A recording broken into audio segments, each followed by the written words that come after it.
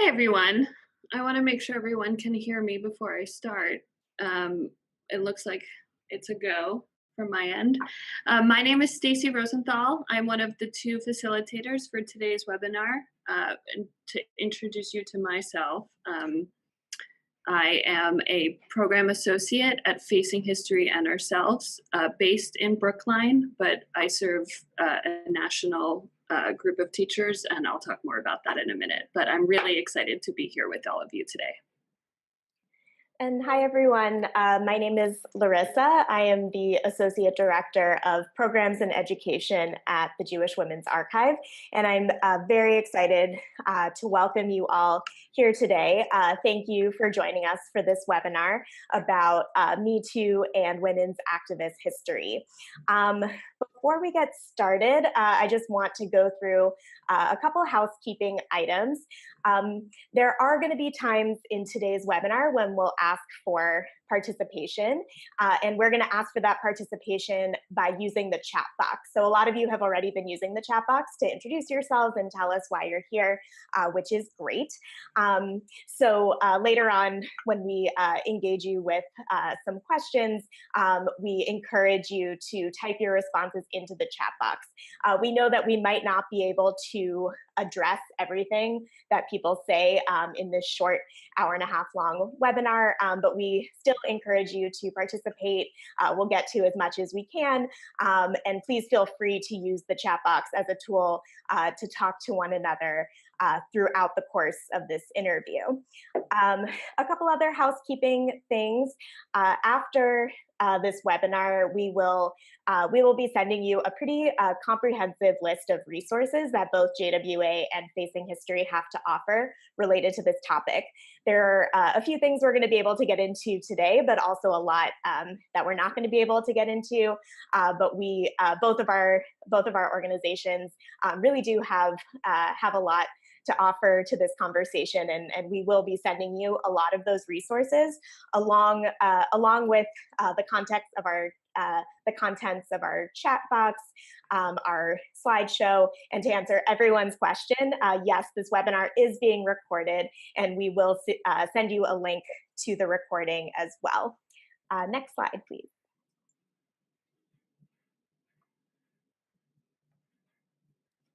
So I'm just going to say a little bit more about JWA for anyone who might not be familiar. JWA is a national organization that is dedicated to collecting and promoting the stories of Jewish women. And on our website, you'll find the world's largest repository of materials about and voices of Jewish women. And we really have all sorts of different ways for people to engage with Jewish women's history. We have more academic resources such as profiles and encyclopedia, but we also have lesson plans for educators. We have a multimedia gallery, a podcast, a blog, some fun quizzes. So again, lots of ways for all sorts of different people to engage in the stories and the history of Jewish women. Next slide. So our mission, as you can see here, JWA documents Jewish women's stories, elevates their voices, and inspires them to be agents of change. So for us, it's not just about collecting history or collecting stories, but about promoting that history and demonstrating its value to the public, and perhaps especially in how these stories can help us navigate the complexity of our own lives and of this particular moment in history. Next slide. So to end the introduction about JWA, I just want to say a little bit about how we come to this work about the Me Too movement. So in the largest sense, I'll just say that amplifying women's voices is the work that JWA does every single day, and what we've done since our beginning about 20 years ago. And we see amplifying voices of women and stories of women related to this particular movement as part of the work that we do every day. If you look at our site, you'll see examples of sexual harassment and assault woven into narratives on other topics. This is something that has always been a part of women's history and Jewish women's history, and therefore the work of documenting these stories is something we've always done and will continue to do. It's not just tied to this particular moment. This also really plays into JWA's oral history work. We have a lot of different oral history projects and different ways that people can get involved in sharing their own stories, whether it is our Archiving Me Too project, which I'm going to talk about later. We have a project for people to submit stories of protest and resistance, a project that focuses on Jewish women of color, questions to engage with stories tied to particular holidays. Again, the story collecting work we do around Me Too plays into a much larger picture of JWA's oral history work. And for a while now, we've been working with organizational partners to document Jewish women's Me Too stories. So this is work that we've now been doing for a while. And with that, I'm going to hand things over to Stacy. Thanks. So I'm also going to do something similar and very quickly give you some explanation as to what my organization does and what brought me here to lead this webinar with Larissa. So I work at Facing History and Ourselves. We are an educational nonprofit that was founded by a woman named Margot Stern-Strom in 1976 to help teachers teach about difficult moments in history in meaningful ways that impact their students. Over time, Facing History established a pedagogical model that uses history and literature as a lens to encourage empathy and civic awareness. In a Facing History journey, the idea is that students see themselves in what they're learning so that they go off into the world as engaged, empathetic members who see themselves as contributors to society. As you'll see on our slide, we have 10 offices nationally and internationally. And since our creation, we've reached thousands of educators and millions of students worldwide. Mickey, would you mind playing that video? I'm just going to show briefly a 1-minute video that really captures what Facing History does at our core.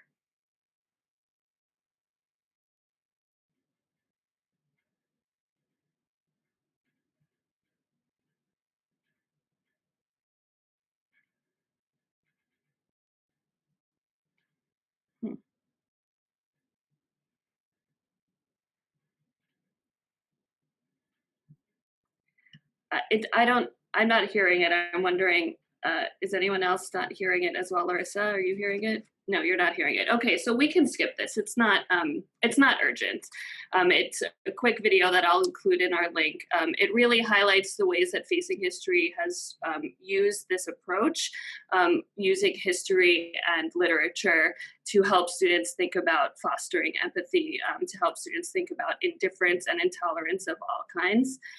We were established, we created our first resource, which was our Holocaust and Human Behavior resource, and it is still a resource that we use very much today. But we've also since then grown apart from that research and created a lot of other resources that have to do with different moments in history, highlighting moments when people have turned on one another and what students can learn from those. Can you go to the next slide, please, Mickey?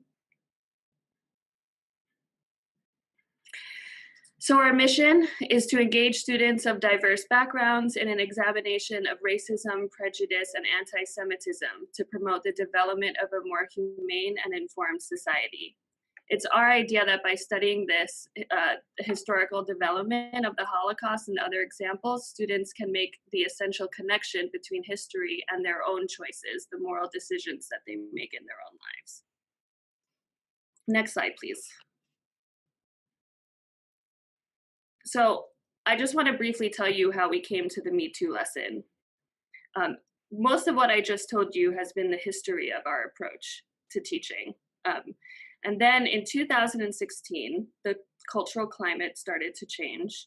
And we decided as an organization to take a new approach, which started with a New York Times ad that came out in print around Thanksgiving of that year. We had a simple message that was these four words, we need to talk.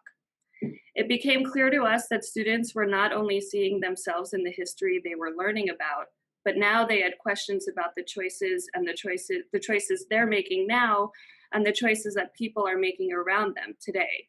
So as an organization, we made a lateral shift so that while we still produce content on history and literature, we also have a rapid response team that writes lessons to apply our pedagogy to current event topics. And this lesson that I'm about to show you parts of later on in this webinar comes from this initiative from the rapid response team. I'm now going to transition back to Larissa.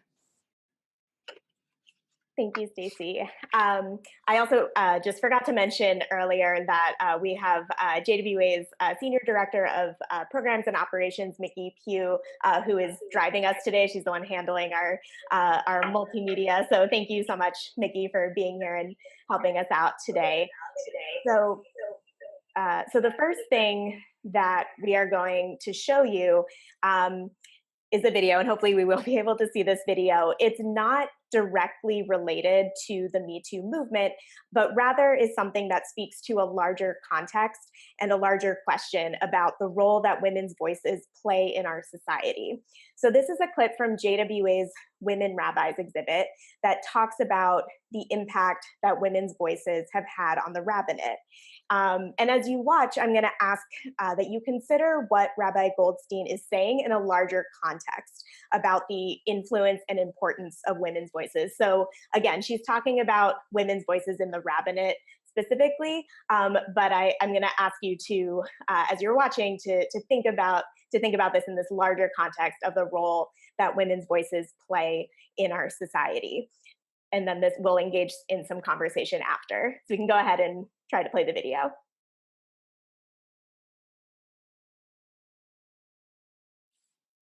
I think the changes are obvious, and I think they're huge. In my last book called New Jewish Feminism, in the introduction, I say that there's been no revolution in Jewish life as big as the revolution of the engagement of women in religious life since emancipation. The leaving of the ghetto for Jews in emancipation, in my mind, is equal to the ordination of women. That's how big a historical movement it's been. Because everything you knew about Judaism was called into question, because everything you understood about gender roles was called into question, because the very existence of women in the rabbinate challenged the notion of spirituality, of God the Father, of non-feminist theology, of the disengagement of women. All deep changes. Has nothing to do with the fact that there was just a woman on the bima. Leaders that cause people to ask the question, where are women in this text? That cause people to ask the question, why is this law for or against? Can women, can't women, should women, shouldn't women? That cause people to ask, what is the Judaism that we've inherited? Is it a Judaism that has been understood by men, for men, through men? Or is it a Judaism of all the Jews? And these questions were asked only because women were in leadership positions. This radically changed the face of Judaism. I think obviously for the better. And it'll be the same thing for gays and lesbians as they take leadership roles. Judaism will not be destroyed. It'll be the same thing for we can stop the video. Sorry. The reality is we really have two kinds of Judaism today. Thank you. If we can go back to our slideshow. Okay, so I know parts of that were probably a little hard to hear. I think there's some audio delay, but hopefully you were able to get at least the kind of the gist and the idea of the video. So let's go to the next slide. So I want to pose these questions to everyone and have you consider these after watching this video. How do women use their voices to transform society? What can we learn from moments in history when women's voices gain mainstream attention and support? And what do we lose when we ignore or silence women's voices? And I'm going to go ahead and invite people to please offer your responses in the chat box. You can choose your favorite question. You can try to answer all of them. I'd love to engage everyone in some discussion about these questions.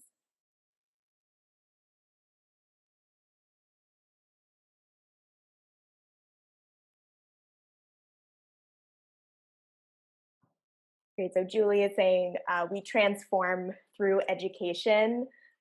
Great. So this idea of teaching others, perhaps.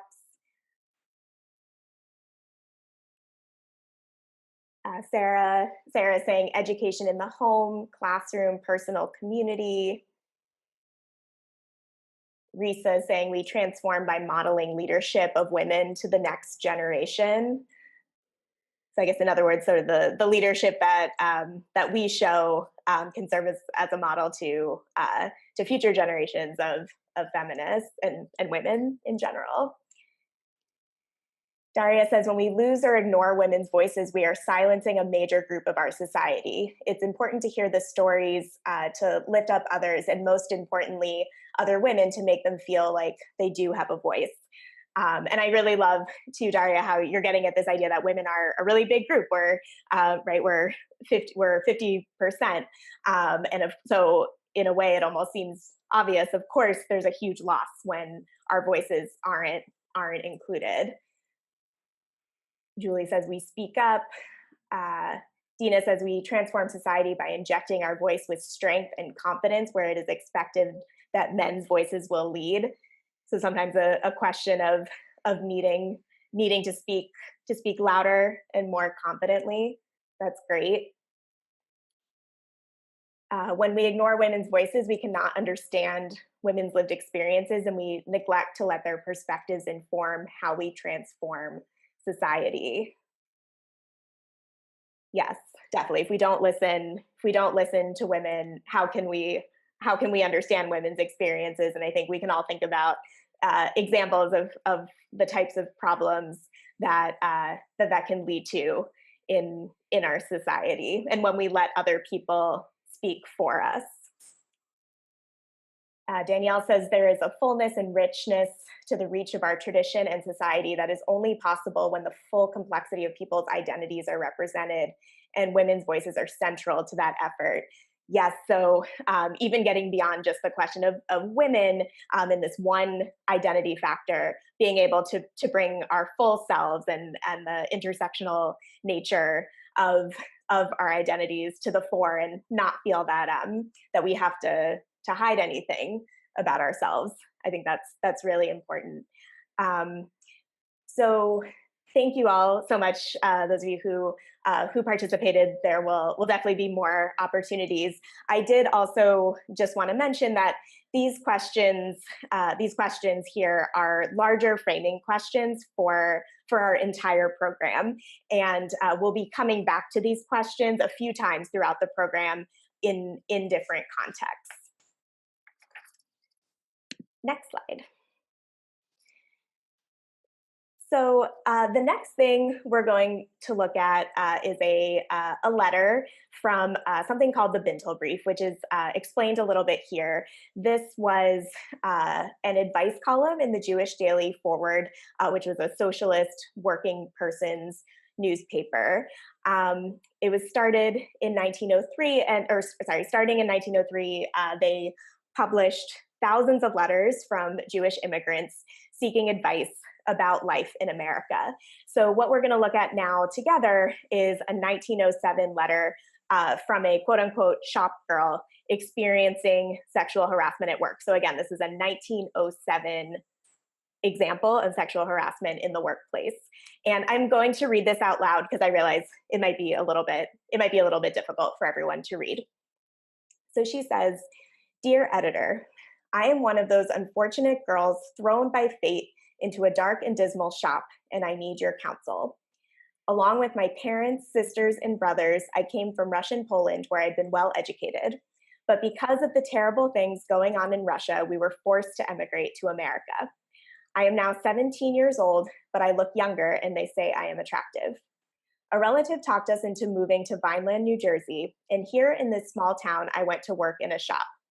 In this shop, there is a foreman who is an exploiter, and he sets prices on the work.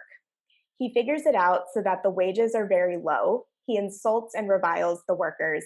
He fires them and then takes them back.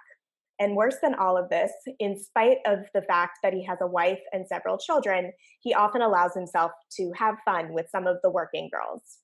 It was my bad luck to be one of the girls that he tried to make advances to, and woe to any girl who doesn't willingly accept them. Though my few hard earned dollars mean a lot to my family of 8 souls, I didn't want to accept the foreman's vulgar advances. He started to pick on me, said my work was no good. And when I proved to him he was wrong, he started to shout at me in the vilest language. He insulted me in Yiddish and then in English so the American workers could understand too. Then, as if the devil were after me, I ran home. I am left without a job. Can you imagine my circumstances and that of my parents who depend on my earnings? The girls in the shop were very upset over the foreman's vulgarity, but they don't want him to throw them out, so they are afraid to be witnesses against him. What can be done about this? I beg you to answer me. Respectfully, a shop girl. So we can go to the next slide. So here are some questions to engage in discussion about this letter. What do you notice about this letter? This is a very broad question, just anything you notice that you want to point out. What does it take for this young woman to stand up to authority and raise her voice? What are the things that make it possible for her to stand up? And what's at stake here? What does she risk? So I invite you to discuss these questions in the chat box.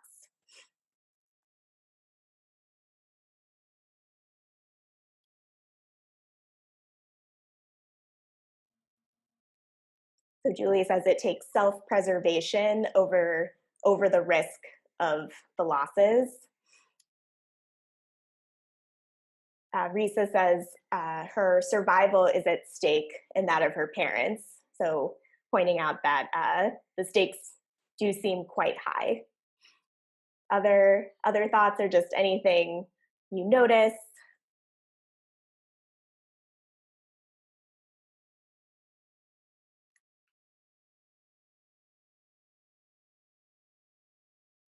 Risa also notes the power imbalance. So to be sure, the different players in this have different amounts of power, whether it's the shop girl herself, the other people she works with, the foreman. Mara says, I think it's interesting that she references both age and gender within that power imbalance.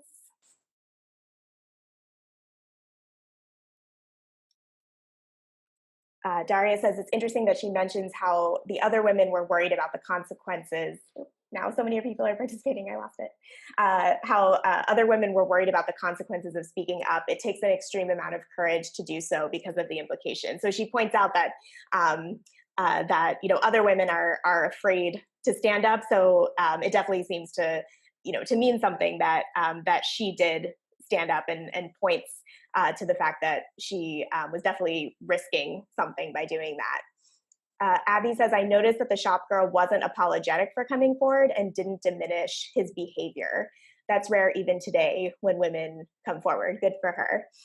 Yeah, definitely. In a lot of ways, even though we can see the desperation in this letter, in a lot of ways it's a very strong voice, and she's not shying away from writing this, and she doesn't say anything about like, oh, I don't know if I should even be doing this. We don't see that sort of uncertainty coming out in the letter. She's really just laying out the situation and asking what is there that can be done.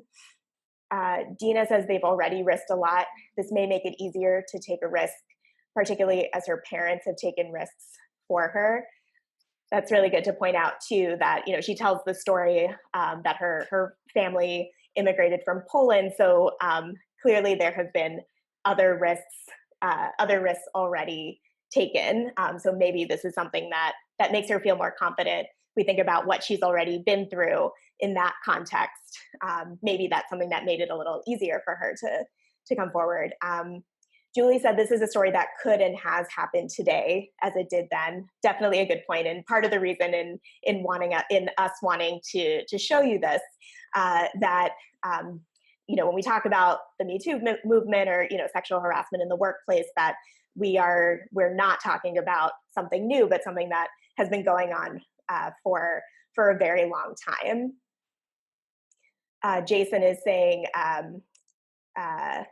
he agrees, I would imagine more than just her own survival, her family as well. So that she's not alone in the world. She does have family, and maybe that does imply a support system, but also people who are relying on her, who will also suffer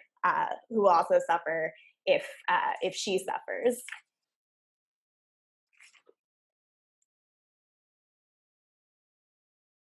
Any other thoughts on the letter itself before we go on? I'll just give another 20 seconds. Jackie says the foreman seems to be from her own community.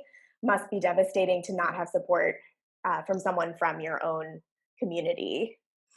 Yeah, there does seem to be some hints. This is kind of a small town. Maybe people know each other, people are in each other's business, and that could be something that that makes it more difficult to come forward.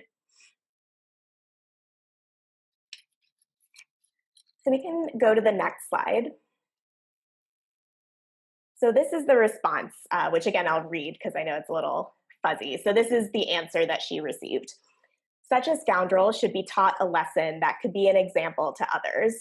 The girl is advised to bring out into the open the whole story about the foreman, because there in the small town, it shouldn't be difficult to have him thrown out of the shop and for her to get her job back.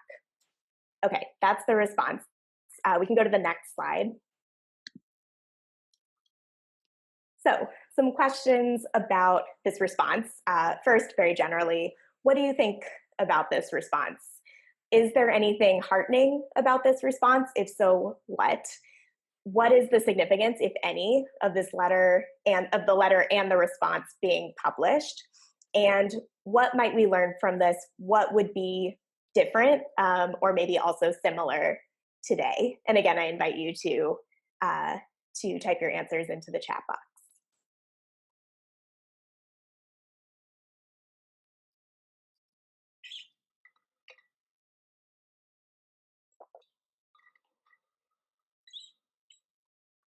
So Julie's saying it seems dismissive in that coming out was never going to be an option. So yeah, in the letter, the shop girl sort of talks about the barriers to coming forward, and the money issue, the fact that she needs a job, the fact that other women are suffering as well but are afraid to come forward. So these are all barriers to coming forward, and so it sort of feels like the letter is a little dismissive by just sort of saying, well, it should be easy to come forward, because she laid out all these reasons why it's not easy. Oh yeah, we can we go back one slide? We can look at the response while we're doing this. Okay, so here's that. Jackie said, I like the response, but I doubt in 1907 it would actually happen. The shop girl has no rights. The boss always wins. So sort of pointing to the limitations of the time, that there aren't really laws or structures that would allow the shop girl to win out in this situation, and that maybe she has a couple of different options, but perhaps none of them are particularly great. Danielle said, easier said than done. The implication is that she has to take more responsibility rather than offering support or taking the initiative to find answers and take action. So it seems that Danielle is sort of saying that this response, that perhaps it's putting the responsibility on her and saying, you should come forward.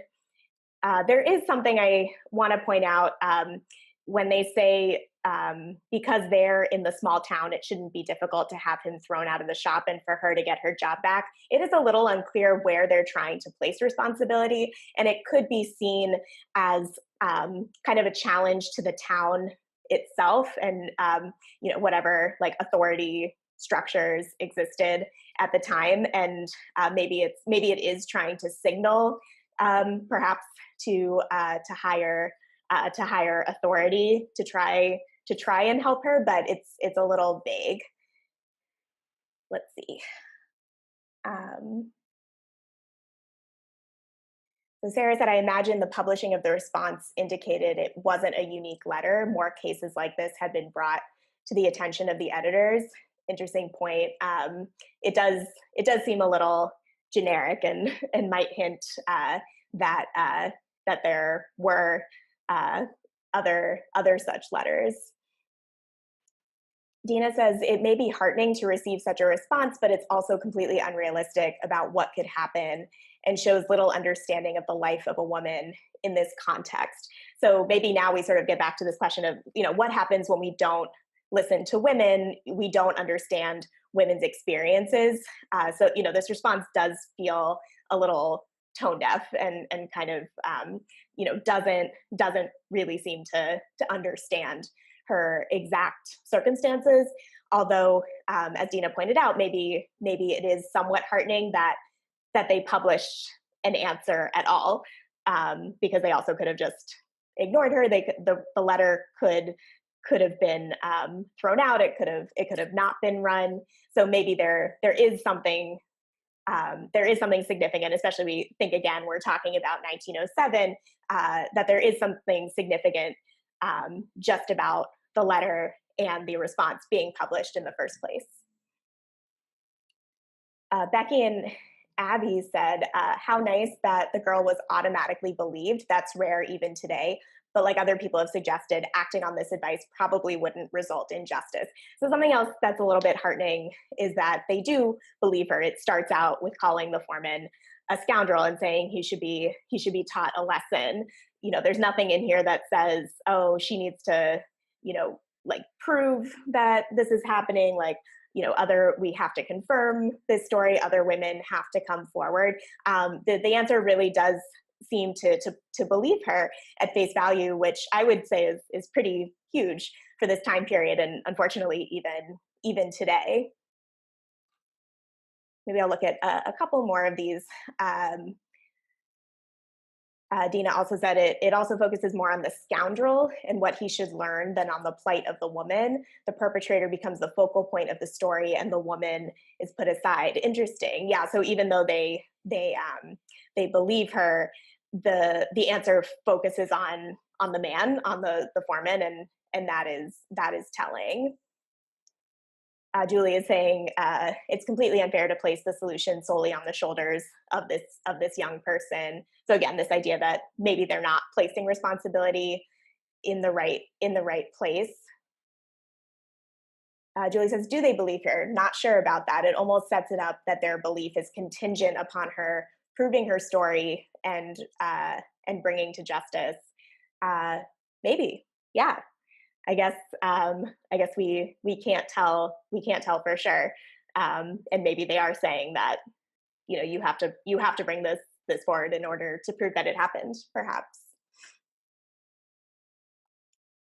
Molly said it's interesting that the first priority of the answer is to teach the perpetrators lesson, right? So this is kind of like the comment we had before, that there does seem to be something a little wrong with the fact that that the response is so focused on the man and doesn't really speak at all to what this young woman has been through, and doesn't acknowledge the harm and the damage that has been done.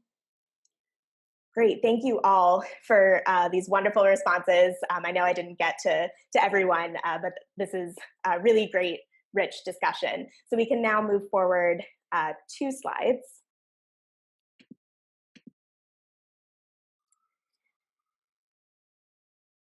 Okay, so the Bintel brief is an example of a woman being active and raising her voice against injustice, but not within the context of a larger movement. And I would be remiss if I didn't talk about some of the history of Jewish women's involvement in social justice movements. For example, the civil rights movement. And this might seem like kind of a jump, but it's really relevant to what we're discussing today, because the feminist movement of the 60s and 70s and into the 80s, where I'd say that a lot of the groundwork for today's Me Too movement occurred, very much grew out of the civil rights movement. And many of the Jewish women who contributed to and shaped the feminist movement previously were active in the civil rights movement, including one woman, Heather Booth. So this quote and photo is an example from JWA's Feminist Revolution exhibit. We invited Jewish feminist activists to contribute historically significant objects from their personal collections, along with short statements about the object's significance. Here we have a quote from Heather Booth from her statement, along with her object, which was this photo. Heather Booth is the one holding the guitar, and she is pictured with Fannie Lou Hamer, who was a leader in the Mississippi Freedom Democratic Party. And just to tell you a little bit about Heather Booth, so Heather Booth had just finished her freshman year at the University of Chicago when she traveled south to Mississippi in the summer of 1964.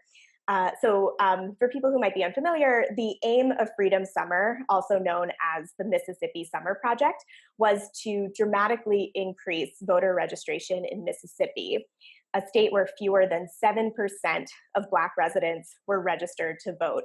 And Booth was one of more than 1,000 out-of-state, largely white and Jewish volunteers who worked alongside thousands of Black Mississippians. So again, we have this quote and photo from our Jewish feminism, from our Feminist Revolution exhibit.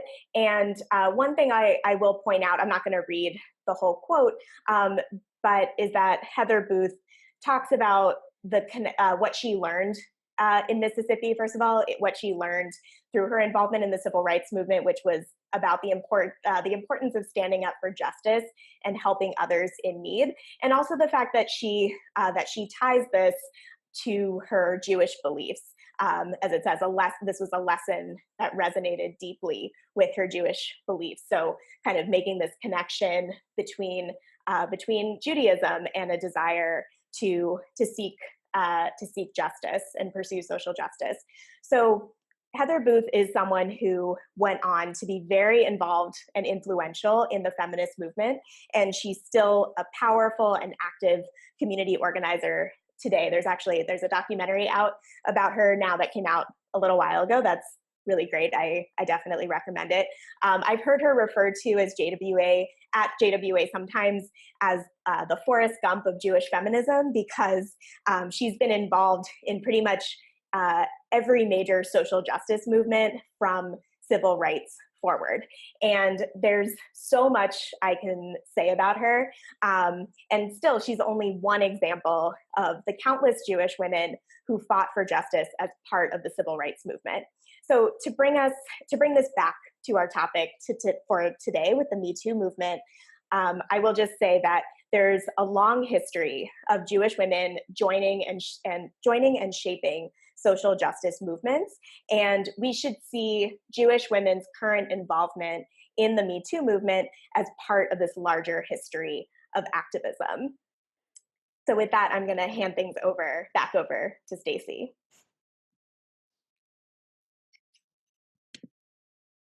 Thank you, Larissa. Oh, and Nikki, if you could go back, thank you.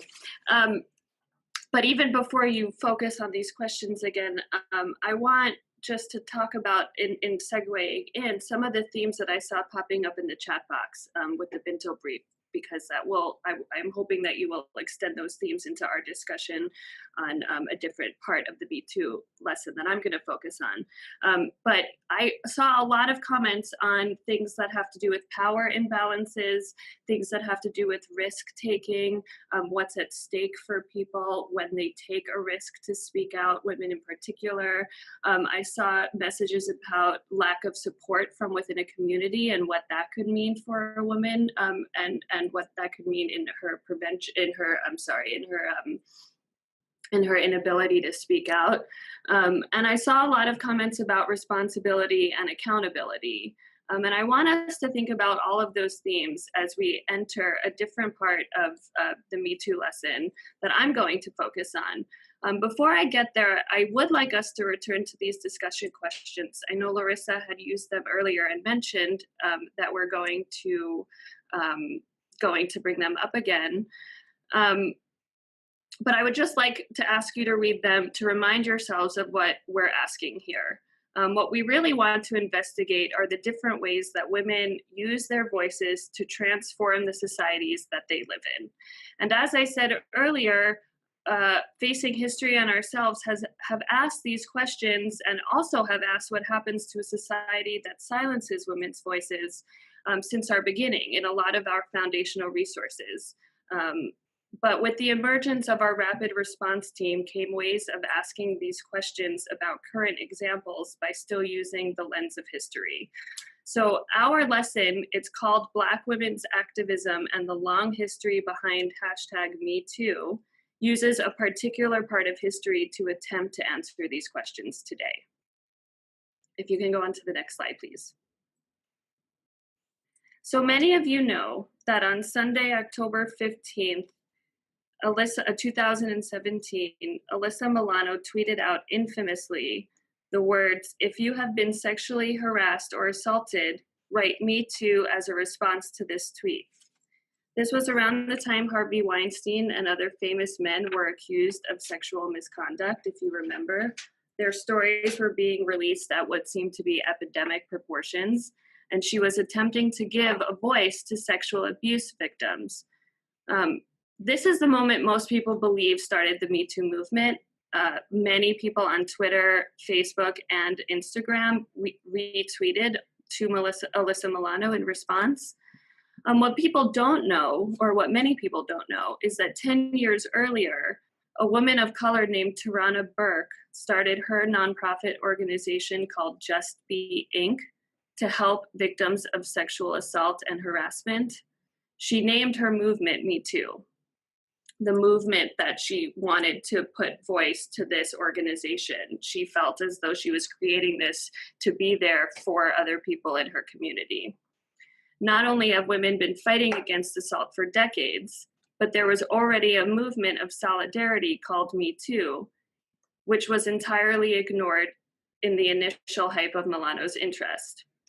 While Milano later retweeted credit to Burke and joined forces with her in collaboration, and she did a really good job of that. She really did end up coming back a few days later and publicly giving credit to Burke. By then, a different social movement had started to trend in the hashtag woke affirmation, started by April Rain, who was the same woman who started to tweet out the earlier trending hashtag Oscar So White.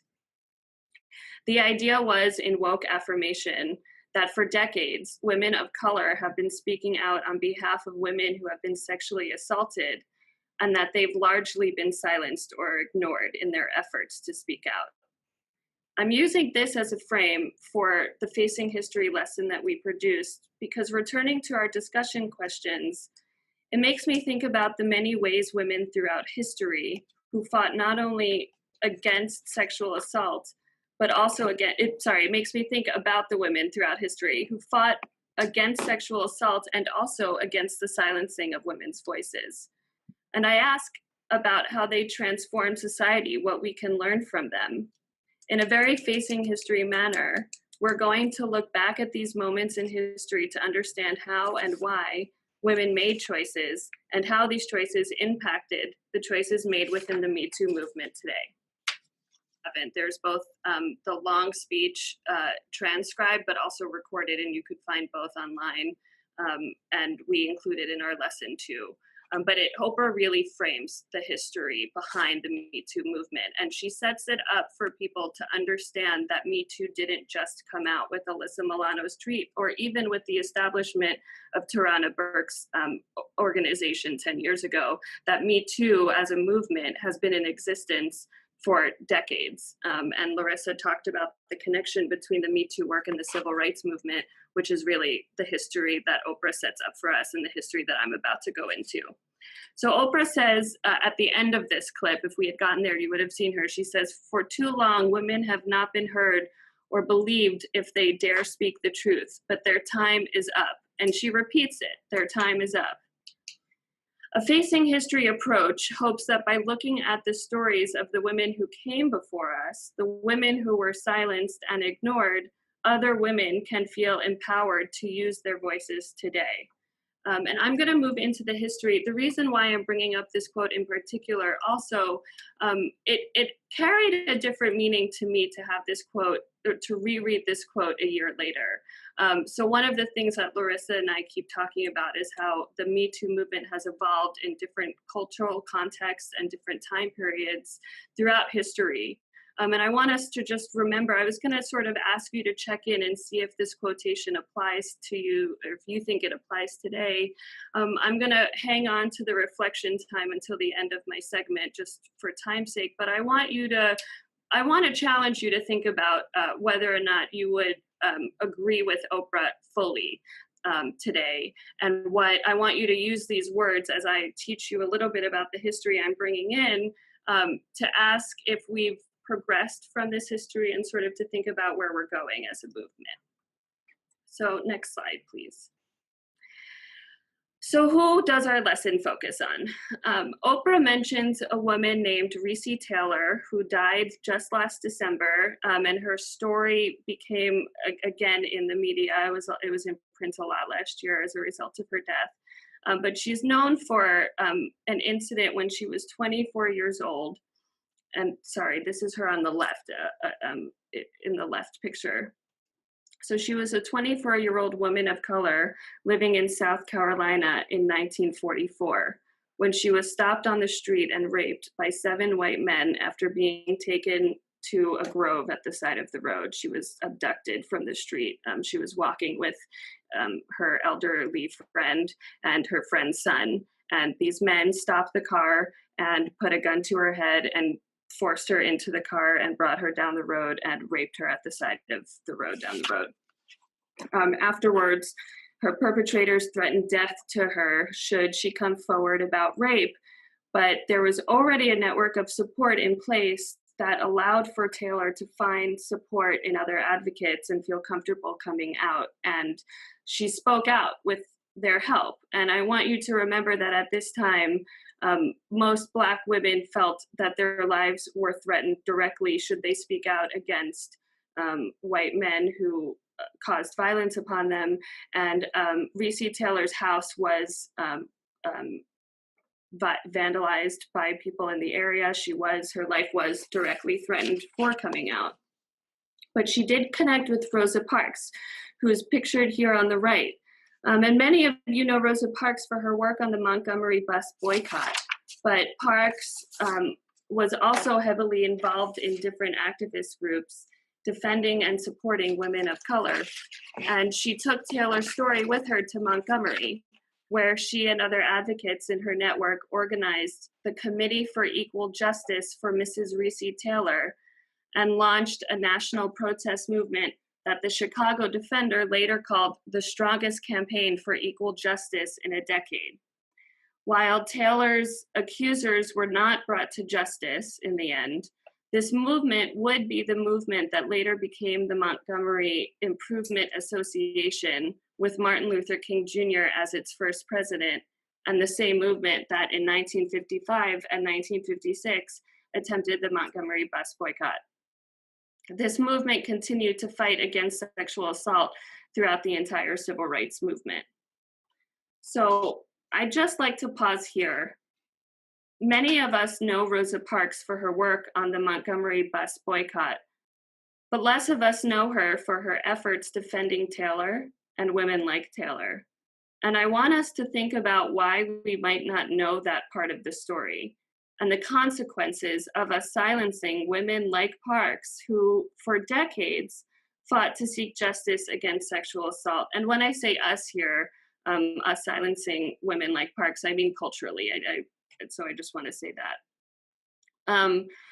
What's important to note here is that Taylor's story is part of a much longer history involving Black women who have risked their lives to lead the charge against unchecked sexual violence. And these accounts are often buried in the account of America's feminist history. So, for example, in the 1830s, an enslaved woman in North Carolina named Harriet Jacobs lived in a crawl space for years to escape her owner's sexual abuse and documented this experience in her autobiography. Many of you may know her name because this text was later used to generate support for the abolition of slavery. But the parts about sexual violence get less attention, though they're equally important. Similarly, activist and journalist Ida B. Wells condemned rape as a weapon of terror used by whites in the 1890s to dominate the bodies and minds of newly freed African Americans. While she published about this openly, she is most known for her work advancing other elements of the civil rights movement, like establishing the NAACP. These are only a few examples of women of color who took great risks and made sacrifices, women of color who made it impossible for more women to come forward and tell their stories. But we don't necessarily highlight these parts of the civil rights movement, these stories, when we're talking about this time period. So today, back to Me Too, with a focus on Me Too, we are all trying to discern what is happening in our country with the silencing of and fight against the silencing of women's voices. And a Facing History approach highlights stories of other women in history who also spoke out against assault and who were silenced, to question what we might learn from them. So I want us to use this opportunity to return to our discussion questions one last time and ask you to consider, it should be on the next slide, please. And ask you to reconsider these questions. What does this history teach us about the silencing of women's voices? And I wanna emphasize the last question in particular. Why does this history matter to us in general, and why does this history matter to the Me Too movement? Dina says, it's hard to feel confident that their time is fully up, but 38 years ago when a professor, when a professor followed me across campus asking me on a date, figuring out where I lived in the process, and I said no, but accepted to drop from an A to a C. I'm so sorry to hear this, Dina. So I said, I didn't even know that there was a vocabulary. So I told no one. Today I'm in a position to sit with my CEO and recount that and the many other incidents of harassment. So you're saying that it's progress to be able to look back and refocus based on what that experience was for you, that it sort of gave you a vocabulary moving forward. And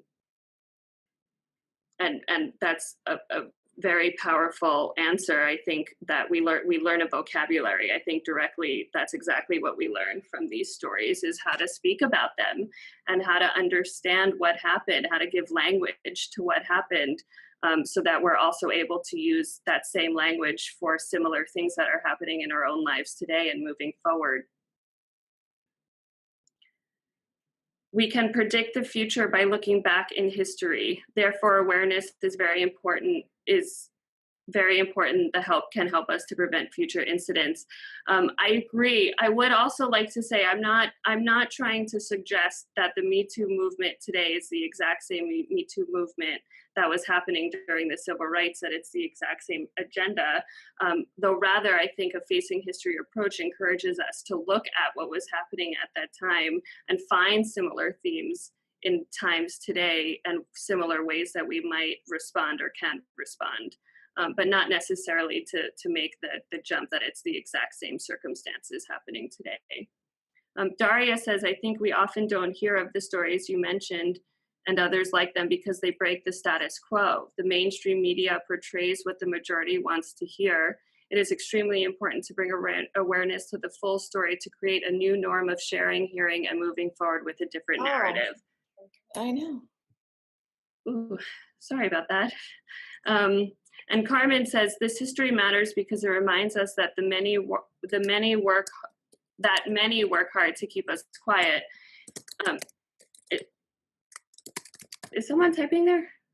Sorry, thank you. This history matters because it reminds us that many work hard to keep us quiet. It helps us recognize the strategies they use to quiet our voices. It tells us that this is not new and that we are not alone. And I totally agree. And I'd like to remind you of the theme of accountability and solidarity.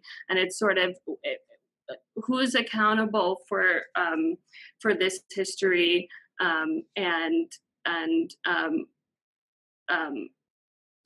who's accountable and who are we accountable for with this history? So I think that's where you're getting at, that we're not alone and that this is not new. I think that we see that in the efforts of people like Rosa Parks, who really advocated for Recy Taylor, and for a lot of women, Recy Taylor was one example. So Risa says that she's working with her sisterhood to create an event where we talk about Me Too and the experiences of older generations of women.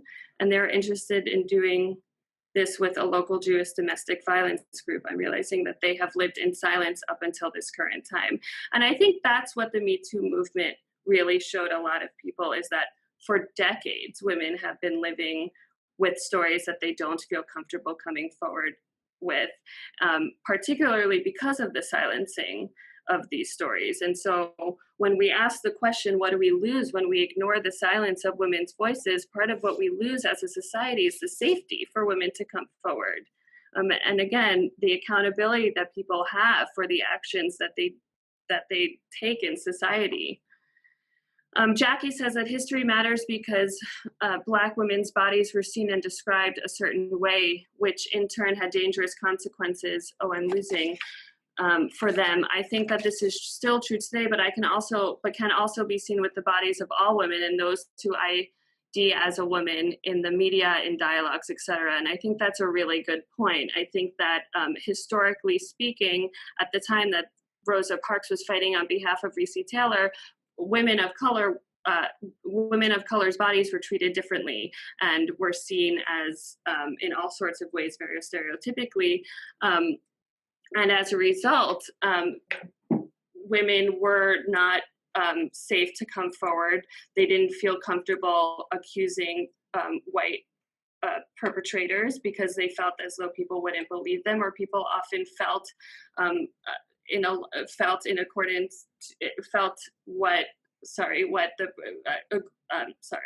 sided along with the perpetrators is what I'm trying to say. So as a result, women felt really scared to come forward. I'm having a hard time keeping up because the chat box keeps scrolling down. So I'm gonna end with Danielle's comment. Danielle says, I think the more we can uncover and learn from the gaps in prior approaches to change making, the more we can improve our efforts to be truly intersectional in our work. When you know you can't ignore, which is part of why things get silenced, it affords people a pass and responsibility. We all have an obligation to know what came before us, on whose shoulders we stand on, and whose work we build off of. We have to consistently challenge the paradigms we use to fight oppression and ensure that they aren't reinforcing the very systems we are working to dismantle. And that's a very facing history approach, and that's part of what our lesson on Me Too is hoping to highlight, is that stories from the past and learning these stories from the past, and not only that women fought on behalf of other women for sexual assault, but that they were silenced for it. And they fought against this silence, learning that entire lens of history, like, for example, with the civil rights movement, learning that side of the movement alongside all the other parts of history, really hopefully instills in us what we need to continue to fight oppression and to ensure that people aren't reinforcing those systems today. So with that, I'm going to extend this conversation back to Larissa and come back in at the end.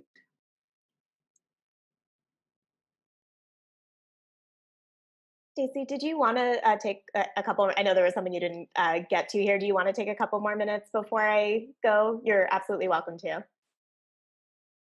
I can't hear you. Yes, sorry, thank you. I already Okay. muted my microphone. So this is actually a great place to end. Elsa Barkley Brown writes that we still have to recognize that being a woman is in fact not extractable from the context in which one is a woman, that is race, class, time, and place.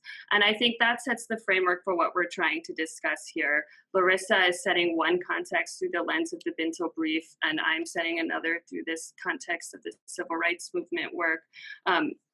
But our attempt is to show that the Me Too movement has been in existence long before Alyssa Milano sent that tweet, but that it's been in existence in different ways because of the circumstances that women were living under in different places at different times. And so again, we want to learn this history in order to understand what we can do moving forward. Thank you, Stacey.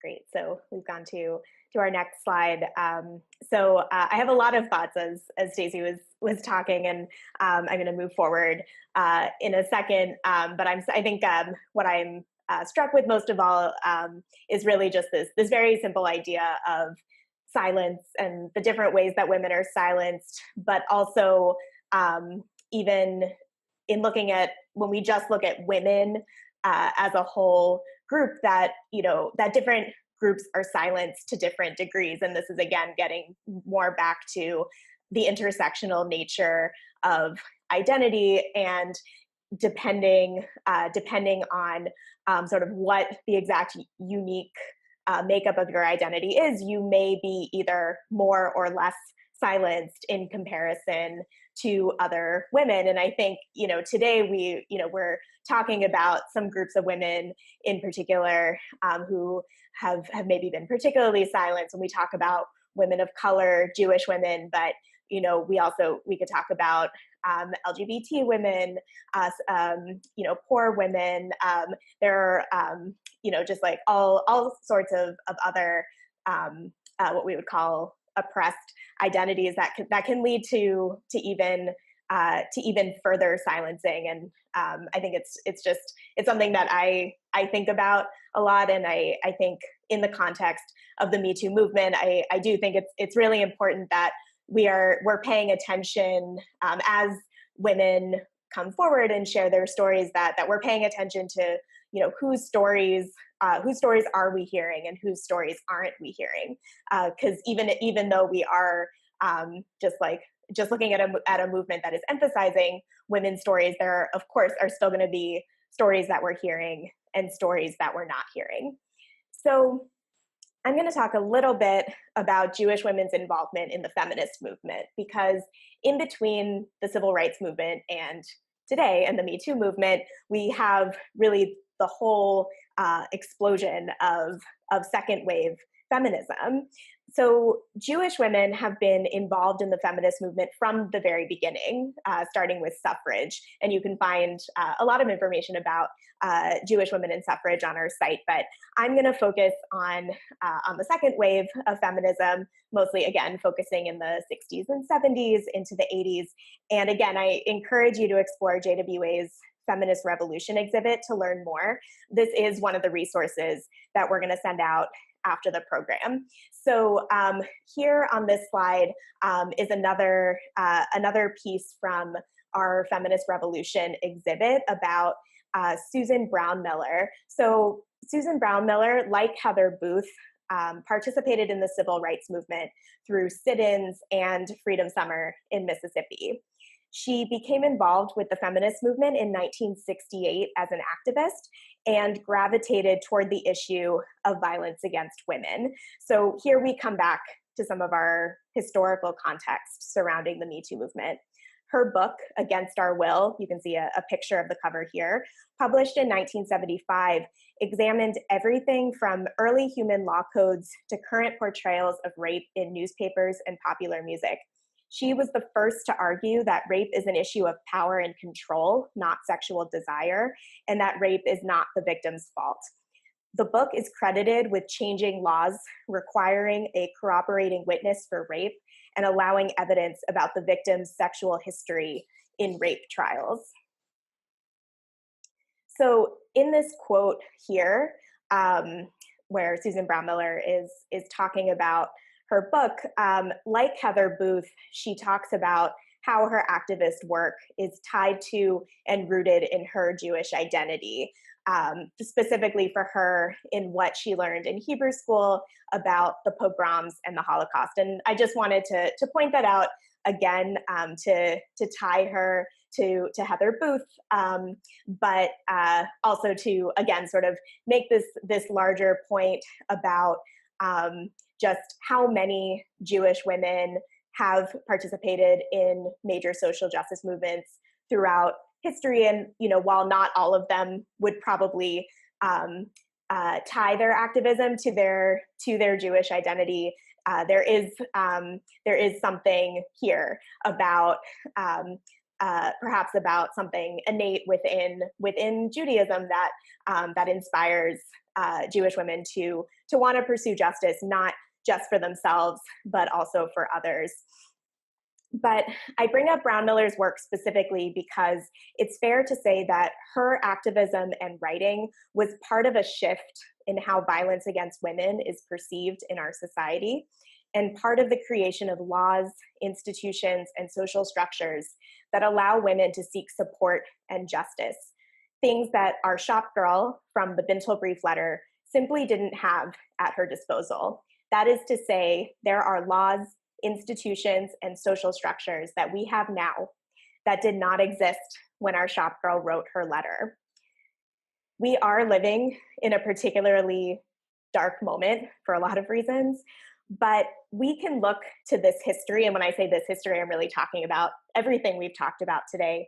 We can look to this history as a guide to help us navigate this current moment, and it can be comforting and even inspiring to see that the Me Too movement isn't something new, but rather something that builds upon work that started long ago, work that has been passionately and steadfastly pursued by women, and namely, as we've discussed today, by women of color and Jewish women. And of course, these two groups are not at all mutually exclusive.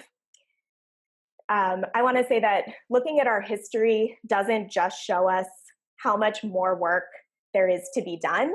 Of course, there is a lot of work that still needs to be done. It also shows us the progress we have made. And despite the fact that progress isn't always linear and it doesn't always feel like we've made progress, I believe that we have made some progress. And my hope, our hope, is that many of you will leave here today feeling maybe a little hopeful, maybe a little inspired, and perhaps most importantly, we hope you're leaving today with new stories to share. So with that, I'm going to hand things back over to Stacy. Great. Thank you so much, Larissa. Mickey, I'm going to ask you to turn to the next slide. Great. So we'd like to ask you to take a moment to pick one of these questions and respond to it in the chat box. This is also an opportunity to quickly ask Larissa or I anything about what we discussed today. And if we don't have the direct answer right now, we can get back to you. Also, Larissa and I are each going to provide a slide with our follow-up email addresses so that you'll be able to write to us directly for specific questions. So use this as a time to either ask your own question or answer one of these exit card questions. And I'll read them out as people are responding.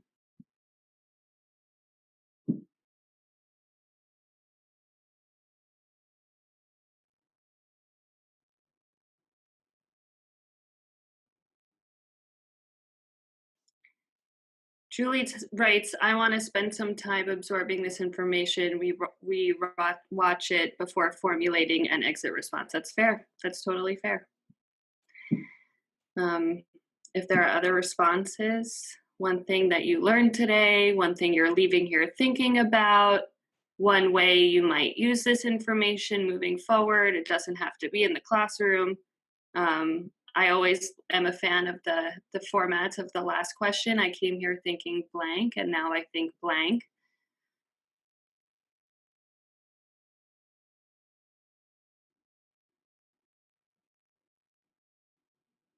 We want to hear just a little bit about what you guys are thinking, leaving here thinking.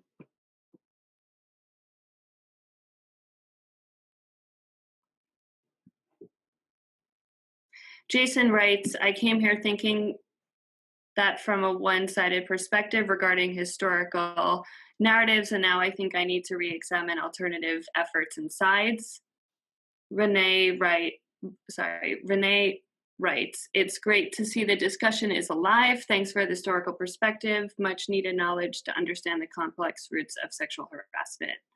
I think both of those speak to the wide perspective of different ways of looking at a similar historical time period. I know Larissa talked about the Binto Brief, which was slightly earlier than the time period that I talked about mostly, but Risa writes, I'm thinking about how to talk to my older community about this without them feeling it's too political and fearing the discomfort that goes with confronting old assumptions. I'm sure Larissa and I are happy to talk to you about that directly, Risa. I have some ideas of ways that you might want to approach this. Danielle writes, I came here thinking the resources and material might be narrowly focused on white people, and as a Jewish woman of color, I'm deeply appreciative that a wider intersectional lens was brought to the table. And I agree, as you can see, Larissa and I both really felt as though a wide lens is important for understanding the Me Too narrative. Dina writes, the historic perspective provides context for my concern that Me Too is becoming too disconnected from broader issues of equity. We could talk about that too. There are definitely ways for you to not stick with the broad questions if you want to go deeper. And Carmen writes, I am leaving here thinking, when will women stop dividing themselves by their labels? Women as a whole have been prayed about because we have been divided, which has allowed them the power to silence our voices, stand together against this culture. We can learn from those who came before us. I really agree, Carmen. And again, this speaks to solidarity, right? And we saw this in at least the movement that I talked about with Rosa Parks, where solidarity was really essential in order to keep their efforts going to fight against sexual assault. And Daria writes, I am leaving here thinking about how to share this information I learned with other people to create a wider understanding of the historical significance of social movements. A lot of you, I keep seeing comments come in. I don't know how much time we have to focus on this, so I just want to read the last two. Renee writes that one way I use some of the information is that I've tweeted during this webinar using some of the historic materials you showed. Thanks. We're excited to hear that. And again, if anyone here has any questions, please, about how to use this material specifically, please don't hesitate to reach out to me or Larissa. Jackie writes, I want to research Jewish women and the civil rights movement. I had never heard of Heather Booth. Yeah, Heather Booth is amazing. She's an amazing figure in the civil rights movement. And there are many other figures like Heather. So Jackie, we can connect about that. Julie writes, I had also learned about new people and events. I will be doing more research. Thank you. Well, thank you to everyone. It looks like you guys appreciated the wide perspective that Larissa and I tried to provide for you. Like she said in the beginning, this was only a touch of what both of our organizations actually have to offer on the subject, and also on broader questions surrounding this subject. So again, please don't hesitate to get in touch with me or Larissa directly. Thank you, Stacy. So we are going to start to wrap up. Oh, actually, Stacy, your slide is first. Yes, sorry. Yeah, so we just have a couple of announcements. And I also, just to follow up on what Stacy was saying, just with the comment about from Jackie about Jewish women in the civil rights movement. As Stacy already said, there are so many more Jewish women who are also involved in this movement, and that's part of what I'll be including in my resources that I'm going to send out to y'all. But I would also be happy to connect with you individually to talk about that. So I'll throw it back to you, Stacy. Great, thank you. So this is loosely related to the material we discussed today, but I do want to bring it up to you. So like I said, I work on the Jewish education team at Facing History and Ourselves, and a different way that we're using the Bintel Brief work that Larissa brought in earlier in the webinar is to teach it to teach it through a lens of immigration. So this is a picture, what you see on the slide is a picture of the registration link to a seminar that we're holding in person. I'm advertising it if you happen to be in New York on the 7th of November. So if you're in New York, Thursday. Registration is still open, and it will be in the email that we send to you. If you're not in New York, but you're interested, we have other webinars around the country, and also we can work directly with you in order to bring this content to you.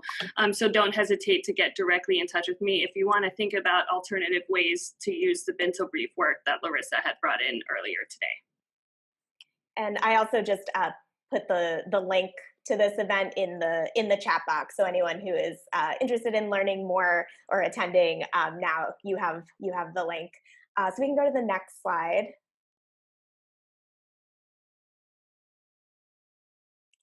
Great. So the one thing I wanted to call out today in terms of JWA's resources, again, where Stacey and I will be sending out a joint email with all sorts of different resources, but I really wanted to make sure that I talked about our Archiving Me Too project. I mentioned, I think I mentioned this in passing earlier, and I'm gonna go ahead and also copy this link into our chat box. So the Archiving Me Too project is really an effort to record Me Too stories both in and outside of the Jewish community.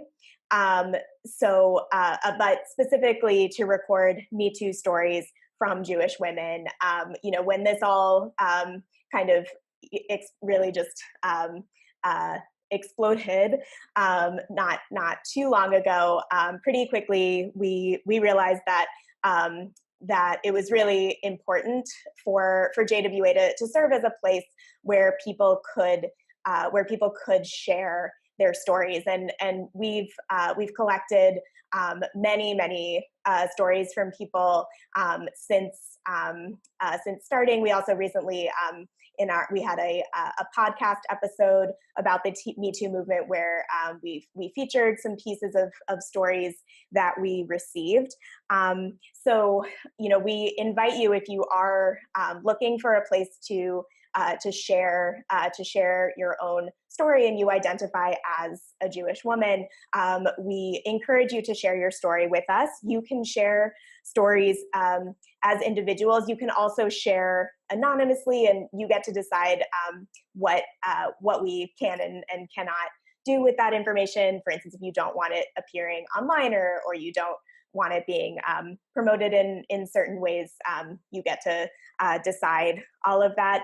And I'll also say that we have been working with organizational partners on this project, and we are always looking for organizational partners to tap into stories from different communities. So if you are here today from an organization and would be interested in partnering with us on this, please do not hesitate to be in touch with me. And I hope that some of you may be inspired to share your stories with us. Again, this is such a watershed moment in history, and we want to make sure we're capturing it, especially because it can feel so fleeting when so much of this work is happening on social media. This is kind of an effort to make things more permanent. So we can go to our next slide. So again, I know Stacey and I have both said this many times, but this was really only the beginning of a conversation. It was a taste, it was an overview, but we would be happy to hear from any and all of you if you just have questions about the content we discussed today. If you're an educator looking to bring some of these resources to your classroom, we would be really happy to connect with you. So please feel free to reach out to us. These are our email addresses and our phone numbers. We'll also send out our contact information again when we email everyone with the resources and things like that. So you will get this again, but really we would love to hear from you. So don't hesitate to be in touch. And finally, our last slide. So I'm gonna go ahead and copy this into our chat box as well.